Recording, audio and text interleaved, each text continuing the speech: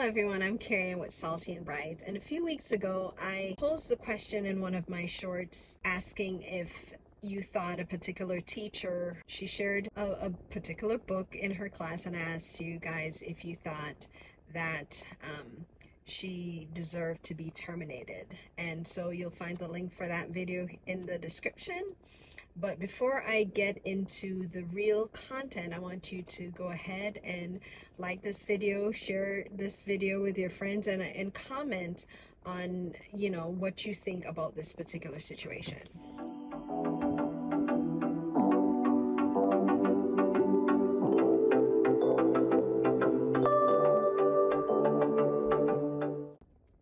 So what I didn't share in the previous video is not only am I a mother to school-age children, but I'm also a human resources professional certified.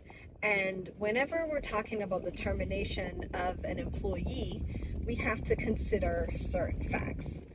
We don't decide that we want to fire somebody because we didn't like the color of their shoes or what socks they wore to work that day. We typically want to make sure that a couple of things happen.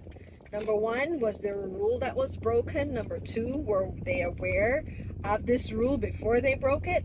So I'm going to talk about this topic as a human resources professional and also as a Christian mother.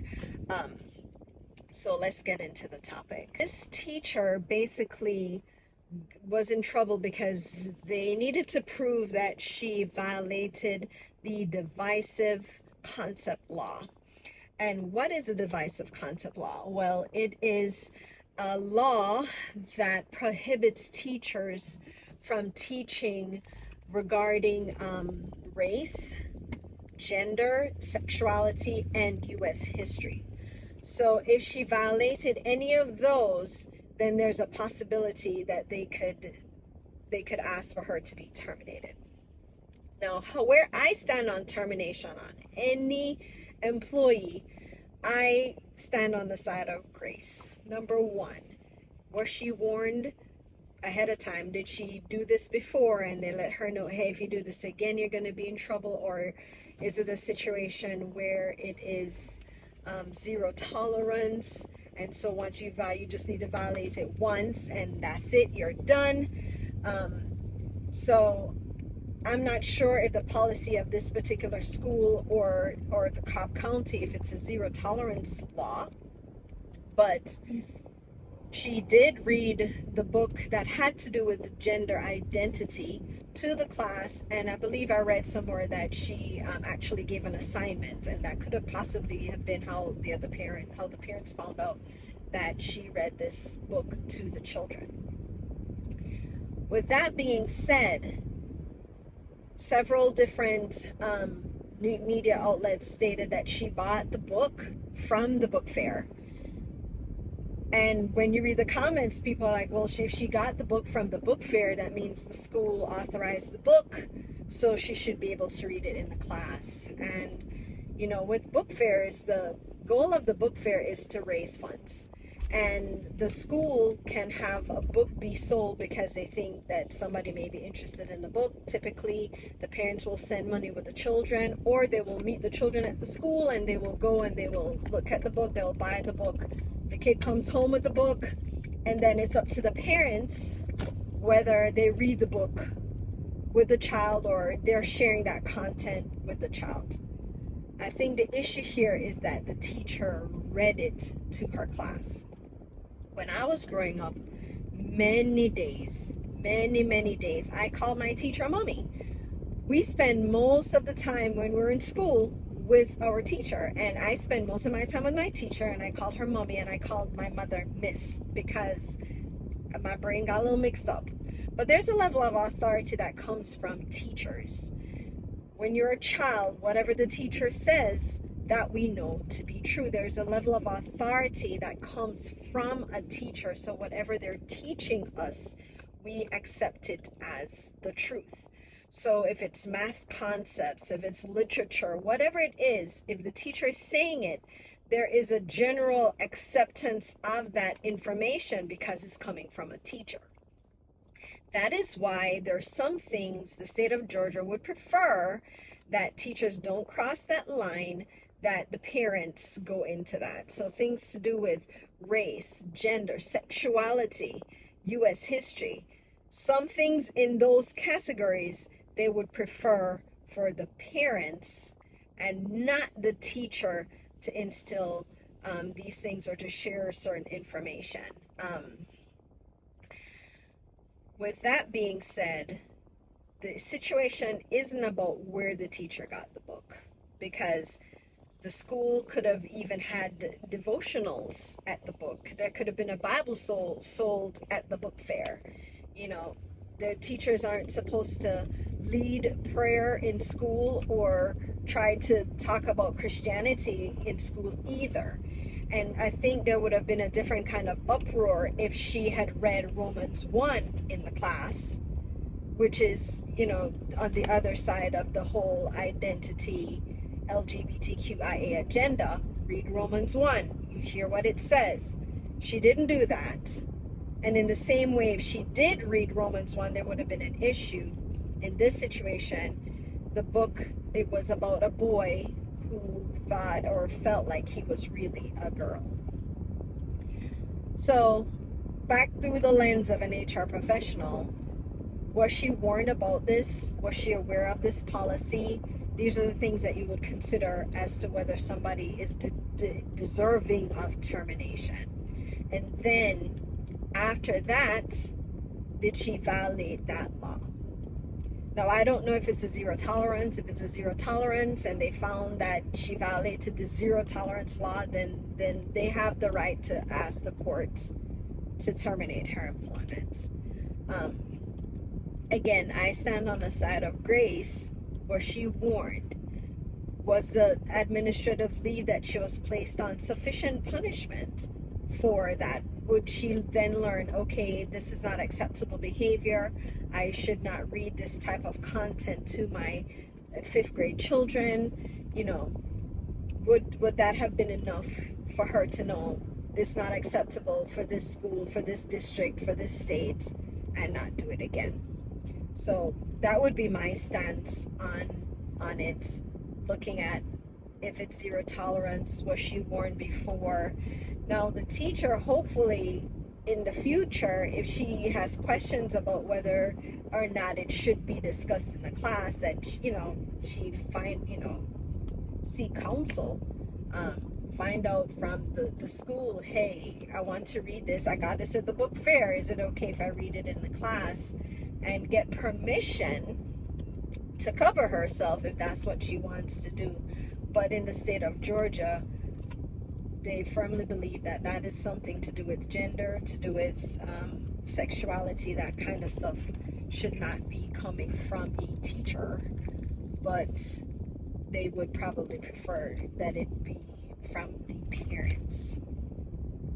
So that is from the HR professional standpoint. When it comes to what does God say about this matter? Now, what does God say about the whole identity matter is that we are to find our identity in Christ. We are to find our identity in Him. Genesis 1:26, He made us male and female, right? And if you believe that you are a guy in a girl's body or a girl in a guy's body, are you really saying that God made a mistake? God was wrong in how He made you? We need to be very careful, because God has a perfect will for each and every one of us, and God does not make mistakes. We might be mixed up in the head. We might feel like the situation is unfair. We might think that this isn't how it's supposed to be, but God has the final say. He is the creator. We are the created, and we have to find our purpose in the creator. You wouldn't have the work of art telling the artist, you made me wrong, you did this wrong, I really should have looked like this or been this. So that is one way of looking at it. The next thing is the gender ideology, the gender identity. It's very dangerous, because Scripture tells us that we're to train our children up, train them up in the way that they should go, so that when they're old, they will not depart from it. So we have to be careful. The enemy will come after the children, and if they can mess the children up when they're children, when they're old, they will not depart from it. So we have to be very careful of what our children are ingesting, what we are teaching them, what they are getting from the TV, from social media, from streaming outlets. What are the children learning? We need to be careful about that, because you have children that are mutilating their bodies because they feel like they're in the wrong body. They decide that God made a mistake, they're going to fix what God did, and then they end up wanting to detransition later in life, but they've removed the body parts where they can be truly fulfilled in their body. So you can check it out. There are very many detransitioning videos where people are like, if somebody had just told me, if somebody had just told me. But we're in a society and a culture of whatever you feel, that is true, and that is true for you, and I'll support you in whatever you feel. But feelings can be manipulated. Feelings can feelings very, very dangerous. Very, very dangerous. The enemy can manipulate your feelings very easily. Whisper a thought to you. Somebody says something to you, and you accept what they said, and then it starts tarnishing you, and you believe what they said about you, and before you know it, you've bought into the whole idea that you're in the wrong body. I don't believe that God makes mistakes. If you were born a girl, God had a purpose for you as a girl. If you were born a boy, God has a purpose for you as a boy. I remember being a little girl in Jamaica. I had brothers and male cousins, and they had male friends. And I was at my grandparents' house every day, and so we would all be playing, and then my grandmother would call me, Carrie Ann, you can't be over there with the boys because you're a girl. And I would sit on the wall and I would watch them play, and it was very sad for me because I just wanted to play, to the point where I remember at 7 years old, I prayed and I asked God, please make me a boy. The next morning I woke up, I looked in my underwear to see if God made me a boy. And at the time I was disappointed that he didn't answer my prayer, but that was not the point. God's will for me was for me to enjoy girlhood, for me to become a wife and a mother, and then be able to help other girls become young women, wives, and mothers. But the reason I wanted to be a boy wasn't because I thought I was in the wrong body, but because boys were having fun and they were getting to play and I was not, because I was the only girl. So looking back at that, at no point in my life did I think that God made a mistake. I just wanted to be able to play with my brothers and my cousins, with their friends. Once we're all once we're in my yard is fine, but to go next door and play with the neighbors, I had to sit on the wall and watch them play, and it was very, I just wanted to play. I'm a child, I want to play. But in today's world, I think if I were to go to my mom and say, Mom, I want to be a boy, it would be a whole different conversation than it did when I was coming up. And, in my 7-year-old mind, what do I know? How am I making decisions for myself at 7, at 13? We can barely decide what we want to eat, but then we can decide what body we're in. I mean, what are we putting on children? These are huge decisions. So let me come back to the teacher. So the teacher reads this book to her class. And some people might think that's just harmless. It's just the book that she read. But it's coming from a place of authority. This teacher has authority. And if the teacher is sharing it, there has to be truth in it.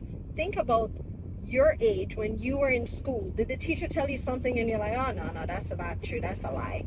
Off the cuff, just like that. No, a lot of things the teacher told us, we took it to heart because there's a level of authority that comes with the teacher. And your child, being in that environment may not accept it right then and there, but a seed was planted. A seed that said, hey, you may be a girl, but really you could be a boy inside. The seed is planted. So we need to really be careful. We need to cover our children. We need to pray over them that these lies don't take root in them. Because what's going to happen after that age group, from elementary school or primary school or prep school or whatever, wherever you're listening to me from, what happens is you move on to the next level, which is secondary education, which is high school or junior high. And then that's when you start going through puberty, and then to some extent there may be a level of confusion, but a seed was planted that maybe you're in the wrong body. And then you're thinking, or your child is thinking, well, I remember this book, I could be in the wrong body, and then that seed takes root. So we need to be really, really careful. I say all of that to bring it back to the teacher and the discussion as to why it's so important that we know what's going on in the school and that we pray for our children. But we need to extend grace to this teacher. She may not have been aware. She may be thinking that she is just opening the minds, the young minds, so they're not trapped in this one way of thinking. Possibly. I don't know. I don't know her heart. I don't know her mind. But even if her intent was not malicious, she still shared that with the class. She did violate that law, and so did she deserve to lose her job? I personally, me, if I were in the seat, I would say, hey, maybe a written warning or a suspension or something. I wouldn't necessarily go all the way to termination.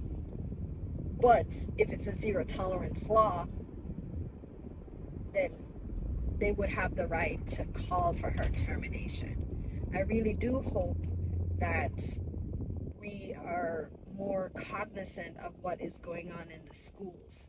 They have sexually explicit books in the libraries now, so we really need to be cognizant and take care of what our children are learning or what they have access to. We have to protect their eye gates, their ear gates. We have to protect our children as much as possible. The enemy can mess them up as children, then strongholds are built and people are in bondage when they become adults. They're, so let me know what you think, okay? Let me know what you think about this topic. There are a lot of us that we see what's happening and we're silent. Let me know what you think about this topic. Now, again, I think some kind of reprimand for the teacher is okay. Should she have lost her job? I think that's a little extreme. If she didn't know, if she signed that she knew and she went out of her way to violate the policy, is a different story. But if she didn't know and I got it at the book fair and I'm going to read it to the children, should she have lost her job? Maybe not. Maybe not. But let me know what you think, because this it's gonna keep going down this road if of getting a little bit worse and a little bit worse, because the things that are being shared with our children now, I mean, we didn't learn those things in school growing up. We came up in a different time, and now our children are exposed to a lot of different kinds of ideas that we were not accustomed to. So if you haven't yet liked this video, go ahead, like, share, and comment. I really am interested in what you think. I went through the comments on the last video and we're able to talk about it. So let me know. Thanks, friends.